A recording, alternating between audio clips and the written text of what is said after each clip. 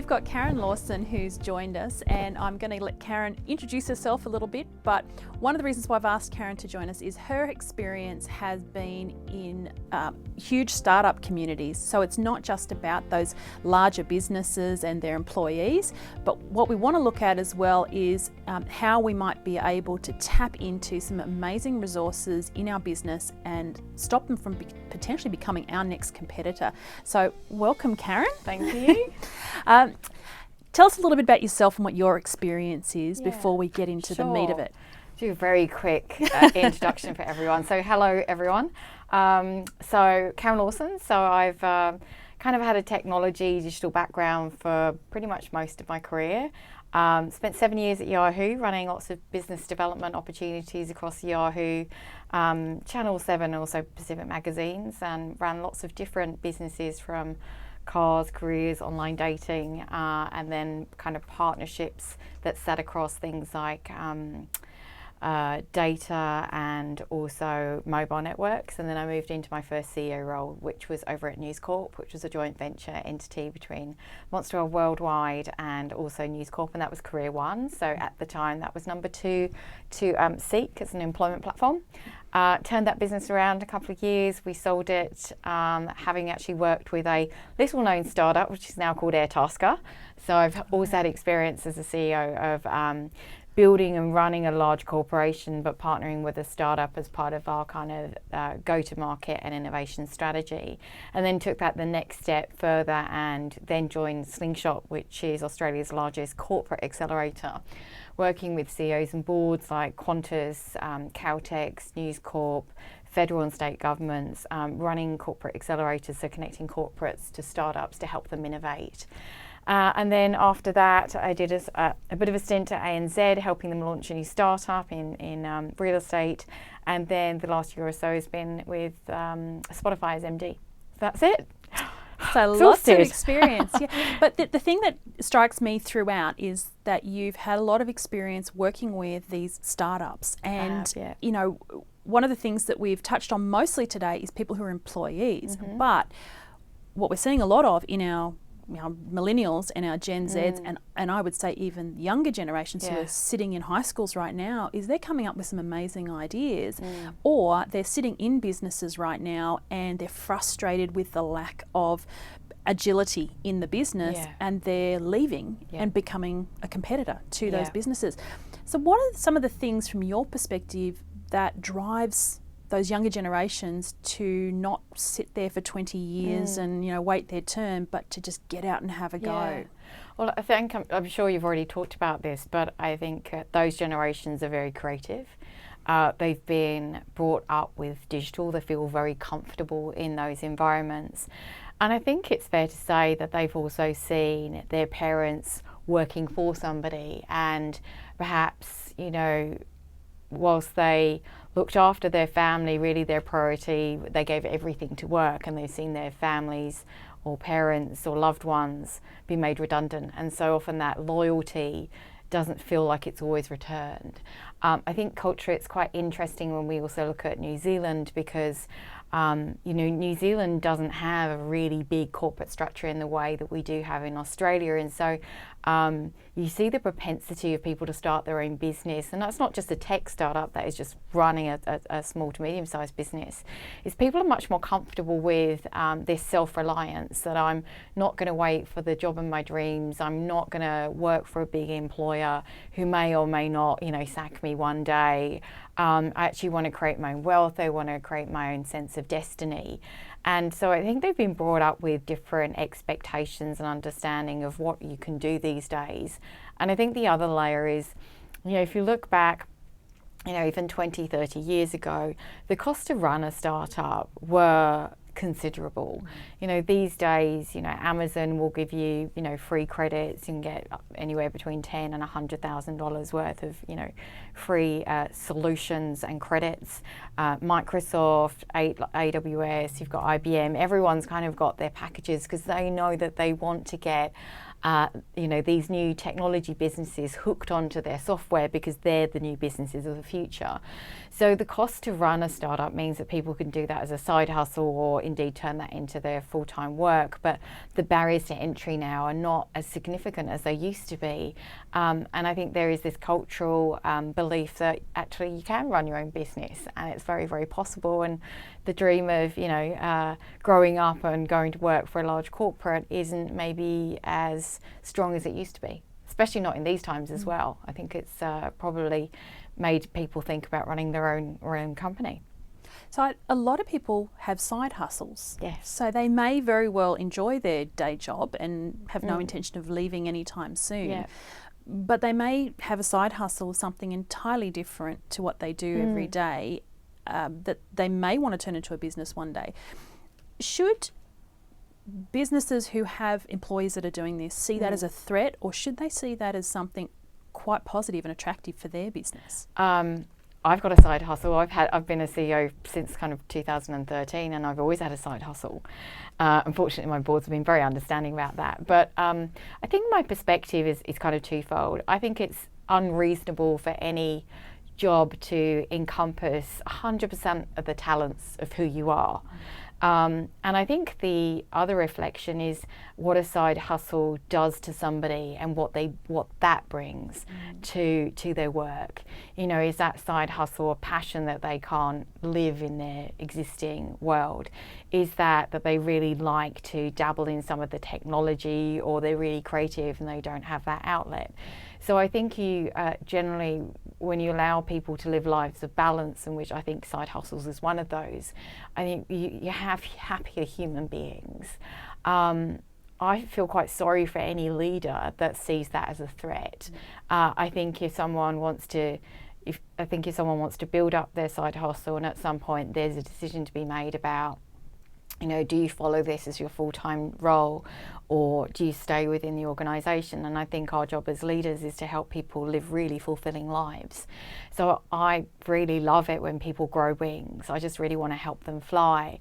And ideally, I'd love them to fly inside an organisation that we're running. But equally, if they've had a wonderful experience, then that's actually only going to add to my brand and to their experience going forward. So I really think they should be encouraged. I think with all things, you have to have respect for one another, and all jobs require something of us, and sometimes it takes a bit more of us than we always want. But I think as long as we've got those really respectful boundaries, I think it's a really fantastic thing, because you never know whether it might enhance the business, make them happier, they're learning new skills. And if it serves to help someone scratch that itch they really want to, they should. You live one life, live it well. Yeah, and I think it can bring a huge amount of value to the business just from what they learn as a business owner. Absolutely. Because one of the big complaints a lot of business owners have is that their employees don't understand what it takes to run a business. Yeah. They don't have that perspective, and so they feel like they're kind of fighting that good fight by themselves, instead of having people within their organisation who understand the difficulties and the challenges of having to think about everything. So if they do have people who are creating new opportunities or developing something on the side, that actually can help them in their organisation. I think with it's their inspiring. It's the what did you do at the weekend conversation that you get your team together often on a Monday, and we're just such interesting humans, and life is so rich and full of possibilities that I do think that you build so much more empathy when you run a business, because you realise how hard it is. And surely those skill sets are so transferable when you might have someone in engineering talking to someone in product or marketing, and they kind of get that because they've had to do that for their side hustle. So I do think it builds empathy across teams, but I think they're great. We shouldn't hide them. I think we should celebrate them. So for a small business that might have limited ability to provide, particularly their young people, with opportunities to keep them engaged and keep them employed, what are some of the things that a small business might be able to introduce that helps to make a young person feel like they're growing? I think you and I talked before today's session about things like rapid learning experiences. What's some of the things you've seen done that could actually be achievable for a small business with very limited resources? Look, I think the I think the battle of who's better, big corporate, small business. And I often have conversations like this with students or people I'm mentoring. They're just very, very different experiences, and I'd like to think at some point in people's lives they've had an opportunity to explore both. But I do think there is something really fantastic about working for a small business in terms of rapid growth. So if I just kind of think about some of the kind of building blocks of that, the first one is people. Young people get very close access to very senior, often very experienced individuals that they wouldn't normally get to in a large organisation. And inside a smaller organisation as well, you have the opportunity to wear many more hats. So in a larger org, it's very likely that your responsibility will be, you may be an inch wide but a mile deep. And so how do you build up all of those when you're learning to even understand what is it that I like to do, what is it that I'm good at? That can take you a very long time in a corporate because you're only seeing a very, very small part of one part of business. So I think that there is a huge advantage at the right time in someone's career to be in a small business, because you can see how recruiting is done, you can see how mentoring is done, you can be part of customer service or sales, you have a much closer relationship with product. There aren't thousands or hundreds of people where you don't feel accountability. And one thing we really do understand about millennials is this real need for contact and real need for I'm making a difference. And again, when you're inside a large organisation, sometimes when you come to work today or tomorrow, you don't really feel like you moved that organisation forward very much. But inside a small organisation, they really feel it when you're away or on a holiday or you're not at your top of your game. And so you have a much easier way of making an impact and connectivity to all these different types of learning, where you can put your hand up and say, actually, I'd really, can you second me here, or can I lean into this project? And because you can probably even just on the shop floor hear that things are going on, and whether you're learning these things or not, you are. And I think that's incredibly powerful, because you can start to then work out the things that you love and maybe the things you don't like doing, and then maybe you can start to narrow down your field. So I think working inside a small business is really, really helpful for millennials, because they get to learn so fast.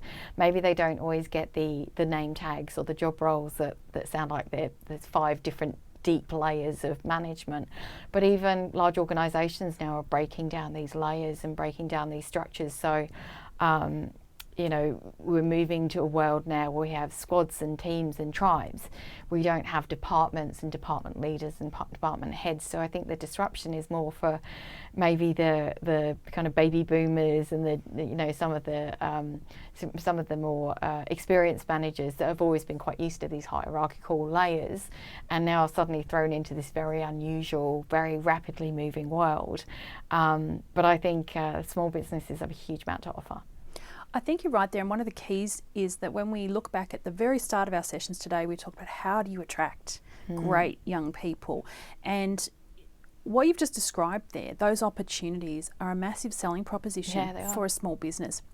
A lot of small businesses think, well, look, I can't offer hundreds of thousands of dollars to attract the absolute top talent, but quite often that top talent isn't actually looking for money. They're looking for the experiences that they can't get if they're in a bigger organisation. And I think for a small business, they shouldn't overlook that or think that they're out of the game of attracting really good people into their business at a reasonable rate of salary. But if they can articulate all these other opportunities they can give people, then they will actually get all those young people who are the ones they want in their business and helping them grow. I think it's more of an attitude, really. So, large corporations often try and get economies of scale, whether it's training programs or mentoring programs, or the way that you get hired at different jobs or can move. And often they're quite inflexible. So whether somebody wants to do an MBA, or they might want to take some training funds to do something that maybe might not fit that box. There's often inflexibility there because organisations are built to, when you get to a certain size, run smoothly and efficiently. I think the beauty of small organisations is you can listen and you can show that you can really care and you can adapt in a far quicker way and actually, you know, use your intuition, use your decision making to say, actually, does this make sense? Would this benefit my employee? Could this benefit us? And if you've got, you know, happy individuals that are following, you know, their path and they're engaged and they're interested, then you know, that's amazing. So I think there are a lot of pathways that are not often celebrated inside small businesses because maybe they're not as good as marketing themselves about what they can offer individuals. And so when you think about, you know, flexibility, real accountability, you can, you know, build very strong teams. You've got the ability to move through an organisation potentially quite fluidly. And, you know, people know that they matter, that people matter every day, not just a number. And I think those are the things, the values that really resonate. So I think there's a lot to celebrate there. Absolutely.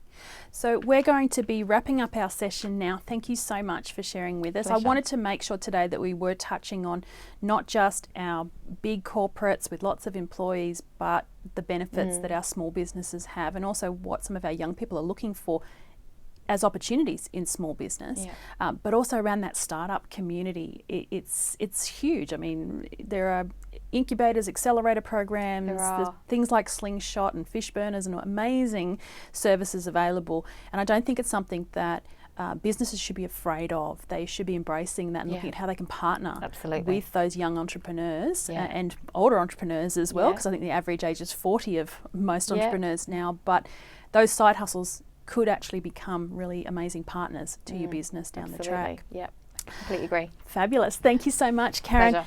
We really want to leave you today with a bit of a challenge, and that is that excellence is never an accident. It is the result of high intention, sincere effort, intelligent direction, skillful execution, and the vision to see obstacles as opportunities.